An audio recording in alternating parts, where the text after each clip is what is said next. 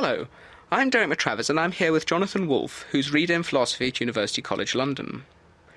Jonathan, why does Marx maintain the view in the German ideology that a person's identity is bound up with, or even constituted by, the need to produce things? I think to understand Marx, it's important to understand some of the philosophical background against which he was writing, and in particular to consider a question that Marx himself asked, which was what makes human beings special? That is, what's the difference between human beings and other members of the animal kingdom? Philosophers throughout history have given all sorts of answers to this question, but one very important tradition going all the way back to the ancient Greeks is to think that what is special about human beings is that they're capable of thought, capable of consciousness. So human beings are special because they are thinking beings, and their prime relation to the world is that they can think about the world and conceptualize the world in various ways. This gives rise to a type of idealist tradition in which the mind or ideas are primary in our relation to the world. Opposed to that is a type of materialist position, which thinks that human beings are simply part of the natural world, part of the material world, like anything else in nature. So that's one philosophical dispute.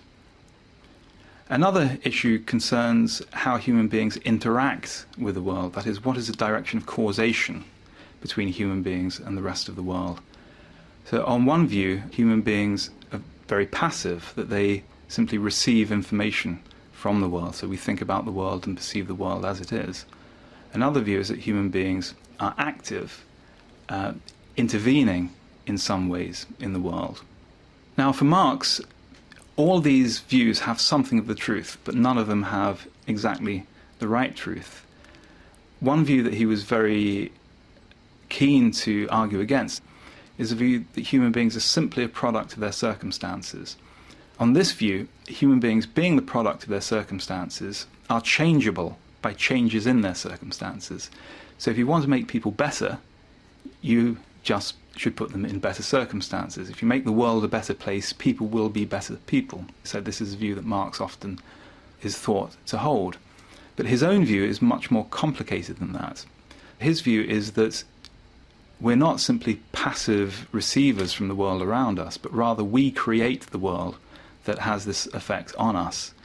So human beings have a type of interaction with the world whereby by producing on the world, we change the world and we change ourselves at the same time. This, I think, is why productive activity is important for Marx. He wants to say by thinking and acting on the world, we change the world, but we also change ourselves as we do that. We change ourselves by enriching our needs, enriching our concepts, enriching our capabilities. Having done that, we interact on the world again, and this changes us and changes the world once more. And I think this is why productive activity is so important to Marx. Right, thank you very much. Man as a producer seems to be in some way bound up with Marx's concept of alienation. What do you think Marx meant by alienation? Well, alienation was a very common term used by thinkers and writers of that time. Marx in particular was influenced by Feuerbach's account of religious alienation. And this is an idea that can very easily be expressed. Feuerbach thought it wasn't the case that God made human beings in God's image, rather he inverted this and said that human beings had made God in human beings' image. This was put by ancient thinkers: if triangles had a god, it would have three sides, that we project our own essence onto an imaginary being. So in this way we become alienated from our essence, which we project onto alien being of some sort. So the basic idea of alienation is simply of things that belong together. In Feuerbach's case, human beings and their essence come apart. In the case of religious alienation, they come apart to such an extreme that we don't recognize these things as our essence, and rather than enjoying them on earth, we bow down and worship them. How does Marx use this idea when talking about, for example, the things that people produce? Well, alienated labor is probably the most important form of alienation for Marx, particularly in his early writings. And he distinguishes actually four different elements of alienated labor. in the 1844 manuscript, now called Alienated Labor, where he discusses this. And what he says is that, first of all, human beings are alienated from their product of production. So what this means on the most simple level is that under capitalism, workers produce goods which are taken away from them. They produce goods which become the property of other people. Secondly, they're alienated in their productive activity. So the type of work they perform is alienating. And here Marx has in mind modern production technique, methods of production. So the worker's life is reduced to a type of repetitive, dull toil in which the worker is unable to find any type of meaning or unable to express their will or consciousness.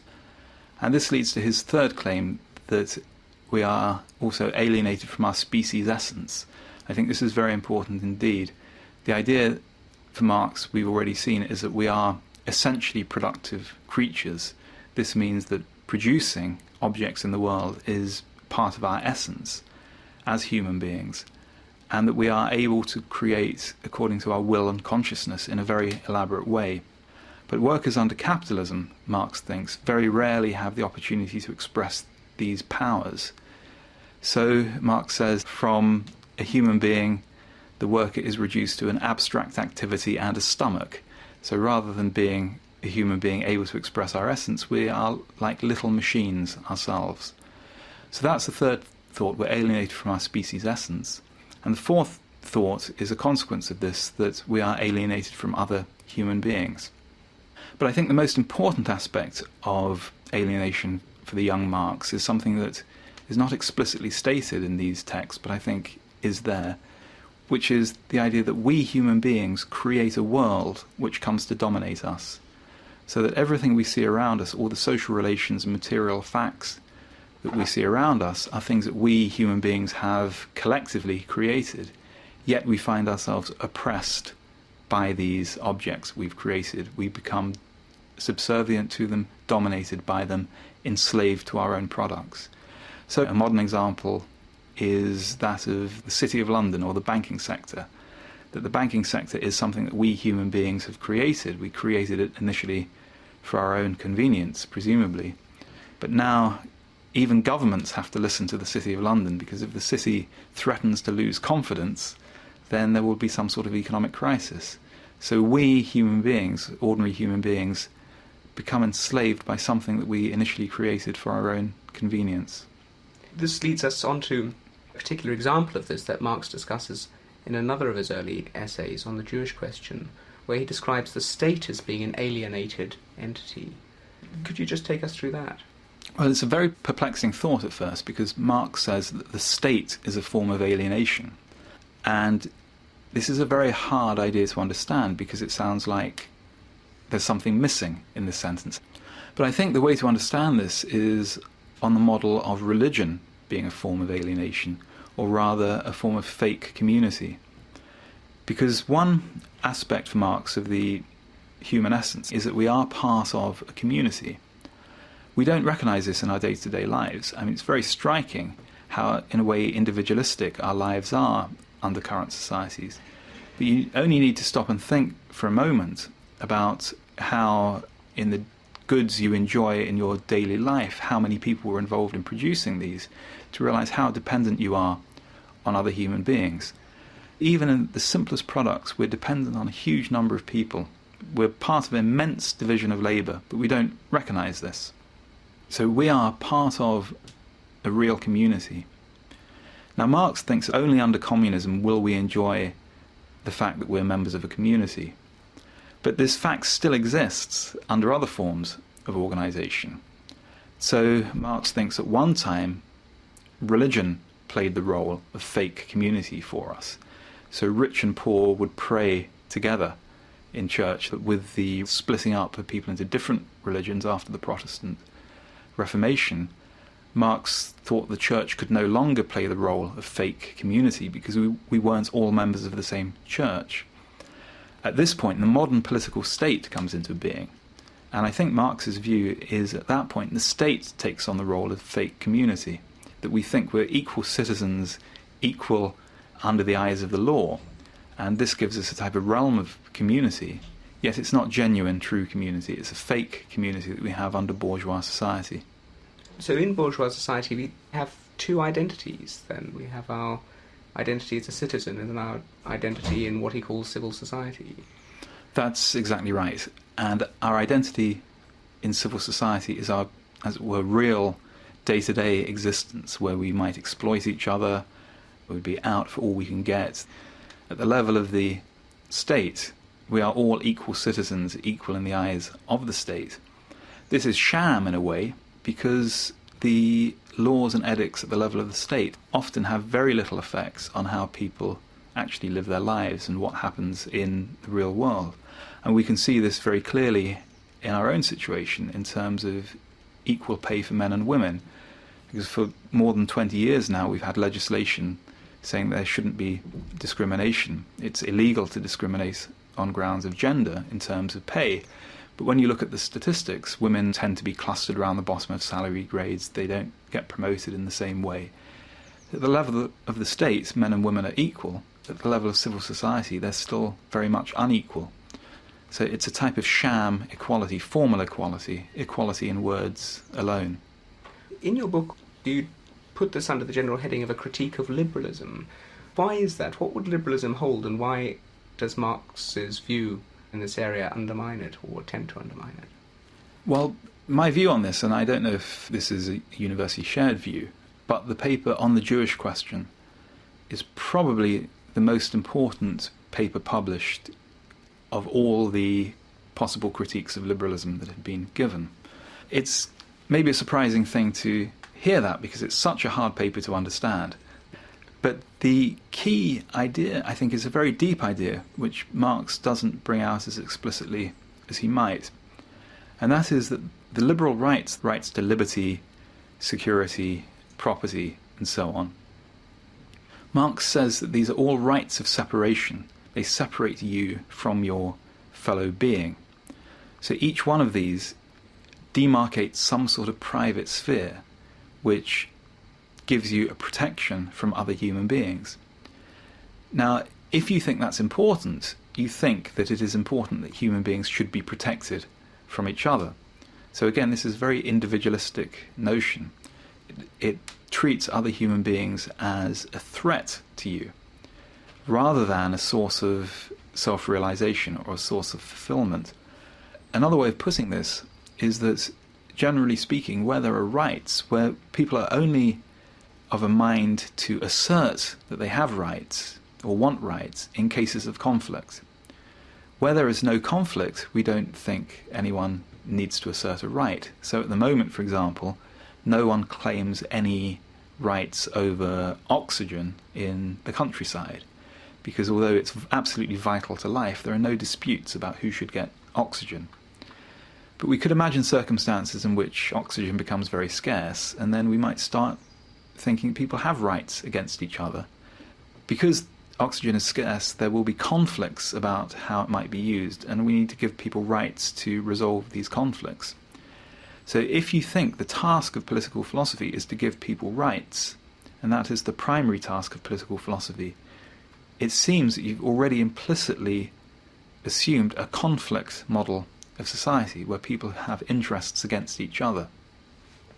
Now that might be perfectly correct. I mean, this might just be what the human situation is. It might be that we are in conflict with each other and that we are a threat to each other, as, say, Hobbes thought we were in the state of nature. But I think the important point to bring out is that this is an assumption and it needs to be defended. And there are other possible views. For example, one view of communism is that we will find realization in other people's pleasure. So we will be essentially cooperative rather than essentially competitive. Could you just characterize what a liberal's take on the state and society would be, just so we can get a contrast between what Marx claims and what the liberal claims? Well, liberalism isn't so much a view as a name for a very wide range of views. A liberal typically thinks that liberty is very important, that the state should exist in order to protect the liberties of the individual. Beyond that, there's a wide range of views about distributive justice. Should we have more equality or less equality? But the key liberal claim, I think, or at least among contemporary liberals, is the thought that a liberal state is one which keeps its nose out of people's business, that there's a limit to how much the state may pry in individual lives. So this is often put these days in the following terms, that we all have our own individual conception of the good. And as long as following our conception of the good doesn't do any harm to anyone else, then the state should leave us alone. So the state should be neutral, at least between reasonable conceptions of the good. It's not the state's business to pronounce on how I live my life. So if this means that I choose to live it one way, perhaps I might be a very religious person, it's not for the state to cast judgment on that. Or if I'm an atheist, it's not for the state to cast judgment on that. If I decide to put certain substances into my body, as long as this doesn't harm anyone else, it's not for the state to pronounce on the rights or wrongs of doing this. So a liberal state is a neutral state. Now, neutrality is often contrasted with a view known as perfectionism, which isn't a very good term for it.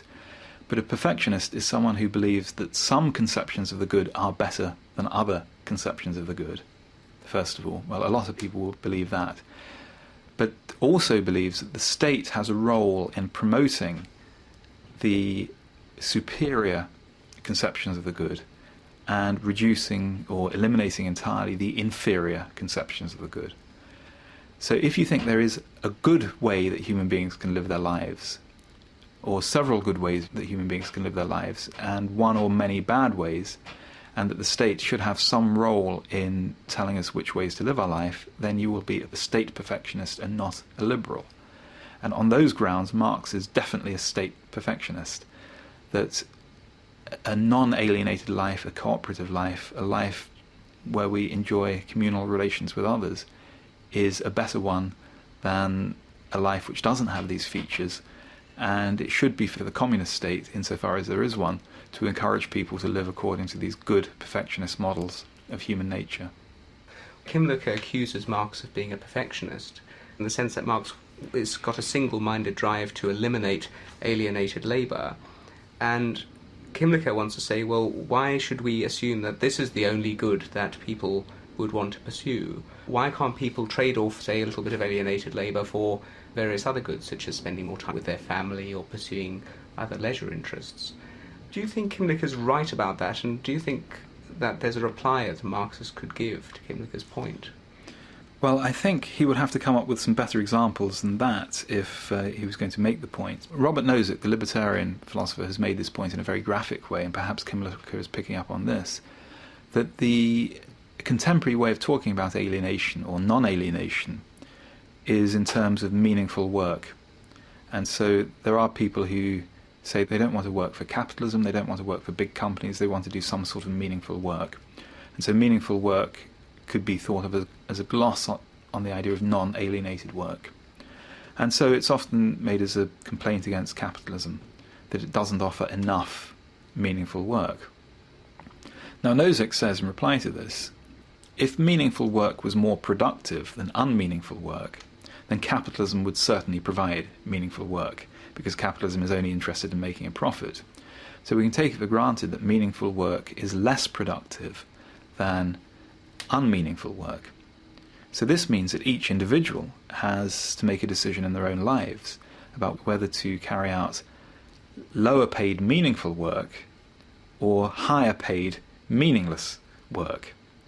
And put in these terms, it does seem right that the state shouldn't decide this for us. The state shouldn't outlaw meaningless high-paid work, because after all, some people might prefer to do that, if only for a short time or whatever. Of course, what we all want is meaningful high-paid work, but it's assumed that this is not going to be on offer, or not to very many of us. Put in those terms, I think Kimlicke is right. But I would also say that isn't a very good way of putting Marx's own concern, because Marx's concern wasn't whether people should be allowed to perform or required to perform meaningful work under capitalism.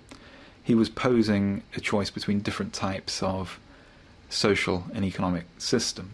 So alienation can't just be identified with unhappy work, but a whole way of life. And it does seem rather perverse. I mean, it's like saying the state shouldn't make a judgment about whether its people should be happy or unhappy, because what about those people who want to be unhappy? We should leave it to individuals to decide whether they should be happy or unhappy.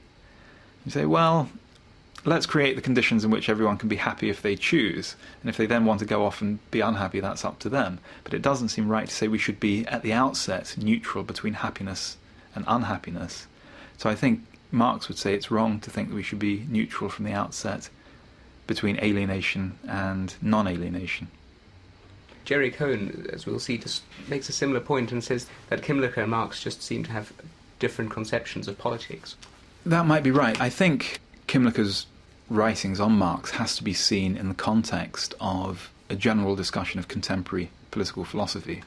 And so Kimlicka is less concerned with the project of rendering the true Marx than trying to think how elements from Marx's thought could be made to apply to contemporary political philosophy. And I think what we learn is that this is not a very happy project. Right. Could you just briefly outline what you understand by historical materialism? Well, there are three main claims to historical materialism, and here I owe the exposition very much to Jerry Cohen's work. The first claim of historical materialism is that human productive power grows or tends to develop over history. So human society becomes increasingly productive, or at least has increasing capability for production over time. And this Cohen calls rightly, I think, the development thesis. The second claim is that economic structures tend to rise and fall depending on whether they increase or frustrate the growth of human productive power. So an illustration of this would be that capitalism came about because it was at the time best able to preside over the development of technology, and on this very orthodox view of historical materialism, it will wither away to be replaced by something else when it can no longer develop the productive forces as well as some other economic structure might do. The third claim is the idea that the institutions of law and perhaps morality and politics exist in order to meet the needs of the economic structure. So in other words, to give an example, we have the laws we do, we have the political system we do, because this is in the interests of big business. And so the superstructure is explained by the economic structure. Those are, I think, are the essential three claims of historical materialism. Historical materialism, as you've described it, seems to involve a mode of explanation that is quite obviously problematic. To take the example you gave, you said capitalism exists because it develops the productive forces, and that explains something in terms of its effects. And that doesn't seem to make any more sense than saying things such as the alarm clock went off because it woke Fred up. What do you think is the best way of getting around this? Well, I think this whole issue has become much more complicated than it needs to be. The question we have is, how can we say something comes into being in order to have an effect? I think the way to understand this is to use the analogy with evolutionary theory. That is, in evolutionary theory, we might say tigers have got stripes so they can hide in the grass. But we might press the question, that doesn't really explain how they got stripes, because after all, did we say God created tigers with stripes so they could hide in the long grass? Rather, we tell a different story now. We say that probably once upon a time there were creatures very like tigers that didn't have stripes, and through random genetic mutation some developed stripes, and those with stripes managed to survive. Now, the reason why they managed to survive is that they could hide. So it is true that there's a sense in which they have stripes so they can hide. But they didn't get stripes in order to hide. They got stripes through random mutation. So I think the important distinction is the distinction between how things came about and the reasons why they persist. In evolutionary theory, we have two stories, random mutation and the survival of the fittest. We can tell the same story, or the same combination of stories, in relation to historical materialism as a way, I think, of understanding these functional claims. So when we ask why capitalism came about, we should say not it came about in order to develop the productive forces. Probably the reason it came about was that people are always trying out new relations of production as an experiment, or perhaps not as a deliberate experiment. It just drifted into that type of economic structure from something else. So capitalist relations of production came about probably for entirely random reasons. Then we have a separate question, which is, why did it catch on and develop to the extent that it did?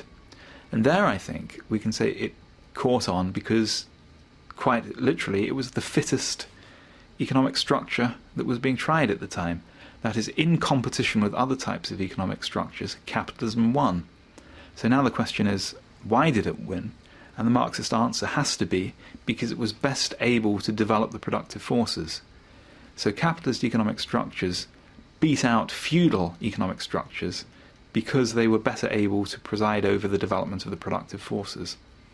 And in the orthodox story, communist relations of production will eventually be better able to preside over the development of the productive forces than capitalist ones. And at that time, we will get a communist economic revolution, not a political revolution. I mean, this is not something that would happen overnight. We're not there yet, maybe we'll never get there, but the prediction is that we will. And just to add one more point here, just as in evolutionary theory, the animals that survive are the ones who are better able to survive than those other animals that they're in competition with. You don't have to say they are the most perfectly adapted. Optimality is never required. All that's required is superiority. And the same thing is true, I think, in historical materialism. We shouldn't say capitalism was the very best able to develop the productive forces. Rather, of all the economic structures that were tried out, this was better than the competitors. Thanks, that's very interesting. Do you think it's surprising that philosophers who studied Marx should come up with different stories about how Marx's thought works? There is no text in which Marx set out his theory of history, or at least no detailed text. There are parts of the German ideology, quite clearly, where he sets out the beginnings of the theory. In some of the later writings, the 1859 preface, as it's come to be known, Marx summarized the theory in 2 or 3 pages. But he never wrote a book called My Theory of History. And if he had have done, perhaps there would be far less room for diverse interpretations. But in interpreting Marx on this question, as in any other question, people are looking at texts written over perhaps 40 years, maybe even more than 40 years apart, and trying to get a coherent single doctrine out of someone who was a restless thinker, whose ideas were developing enormously during the period that he wrote. So it's not at all surprising that people can find diverging interpretations, and also not at all surprising that people can find Marx contradicting himself, because after all, most of us do this in the course of one article or book, never mind a career over 40 years. Jonathan Wolff, thank you very much. From the Open University. For more information, go to www.open.ac.uk/use.